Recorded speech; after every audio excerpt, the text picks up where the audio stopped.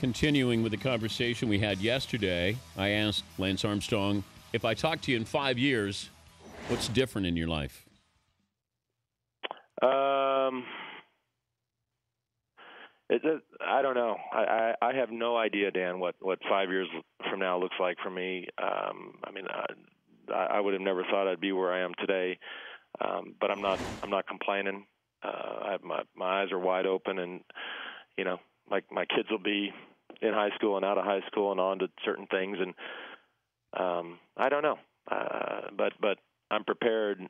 I will tell you this: I'm prepared for anything, and I think for the first time, although the bravado and the arrogance I think has been cut down significantly, for the first time in my life, I'm truly fearless, and so I like that. I like that view going forward.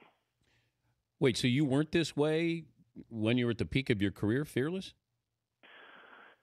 No, I wasn't. I was beholden to a lot of things. Obviously, I was beholden to a very dark secret that just sucked, and you're beholden to to all of the things that are part of this momentum, whether it be representing the foundation or working with sponsors or travel. I mean, there was a lot of pressure there that I don't have anymore, and the slate is clean, and I can kind of do whatever I want going forward, and that leads me to this. I don't want fearless to be confused with reckless. Yeah, because it's not. But it is. It's a nice place for me. It's almost like Mark McGwire, that the further he got into this home run chase and being Paul Bunyan and representing great things with baseball, that he couldn't get out of it. Like, was there part of you that you got so deep into being successful and live strong that even if you wanted to clear your conscience, it would be difficult to get out of it? Impossible. I mean, it's not. People ask me all the time, well, why were, Dan, I don't know if you asked me that day we shot the commercial, but if you did, I lied to you. And it's not as if I say all of a sudden somebody wakes up, whether it's me or McGwire or whoever, and just says, you know what, Dan, you're just such a nice guy, I think I'm going to be honest with you. I mean, you get stuck in that narrative, in that story, and it's inexcusable, but it's reality.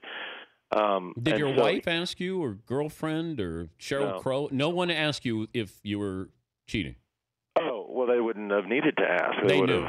Yeah. I mean, you can't live with somebody, and I mean, it's a little more complicated than that. But just by the way, on McGwire, I mean, let's not forget, and I think we do. I think by and large we forget he helped save that game.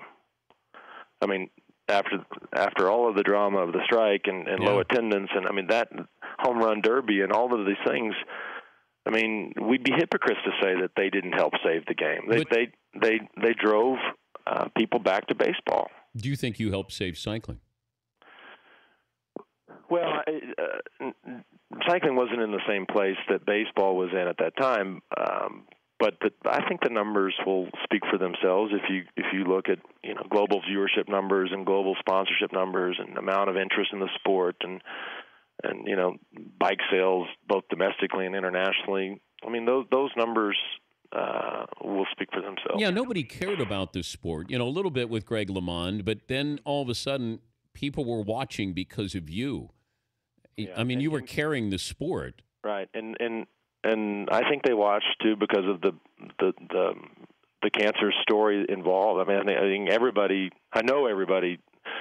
has a story about cancer, and so there was a personal story, a public story that caught their attention, and then by the way, there's a bike race going on. But it all led to this, to this wave of momentum that was hard to stop, and when it came crashing down, as we've seen, it was ugly. How close did you come to admitting? Was there any moment where you said, damn it, that's it. I can't do this anymore? No, I never came close to that. Because the person you got to convince the most is yourself, right? That, I'm not doing anything wrong, or I can't do this. And I guess that you have to kind of say, look, don't admit anything. Well, yeah. I mean, I think we all, and when I say we, I mean my peers and rivals. I mean, I think we all just viewed it as a necessary evil of that era. And again, that's not going to be a popular answer with everybody, but why were the French out to get you so much? Well, it depends on which part. I mean, the French media, the French. Yes, French media certainly. Well, I mean, I didn't do myself any favors. I mean, I was very combative with them, and they smelled blood in the water, and the media is going to, as you well know, they're gonna pounce on that when they can, and so while all this was going on, the landscape of the media drastically changed. So we went from just having a few outlets to having, Twitter and the internet and blogs and. What if you walk down the streets? What if we walk down the Champs-Elysees with your yellow jersey on? What would the reaction be? I don't think I want to do that. Well, you think it would be that negative? I don't know. I mean, it might. I don't know. It might be, but it sounds like a documentary, Lance. Well, I'll let you walk down the street with it first and let me know how it goes. I'll be fine. They're not. They don't know me. You know what? I'll start it and then you finish it. I'll go halfway on the Champs-Elysees. You do the final leg, all right? I'll tell you a funny story about this. It's not related to this, but it is a funny story about the Champs-Elysees. I was there probably 9 months ago, and I hopped in a cab from Charles de Gaulle, and I was going downtown to get to my hotel, and I was like a lot of the cab drivers in Paris.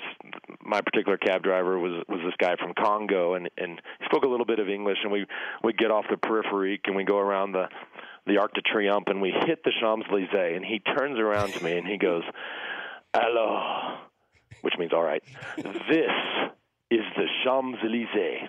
And I'm just sitting there going, no.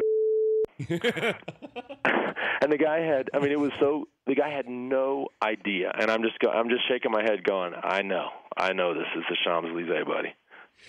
If I gave you a year to get ready, how would you do in the Tour de France? Not very well. I mean, at 43, 44 years old, I could finish, but I'd get spanked. I mean, when I came back, I realized that that time away and being 5 years older is a real difference. Well, good luck, and do appreciate you coming on and just opening up, letting us know. Yeah, thanks a lot, Dan. Thank you, Lance. Okay, take care, guys. Lance Armstrong from his home in Aspen.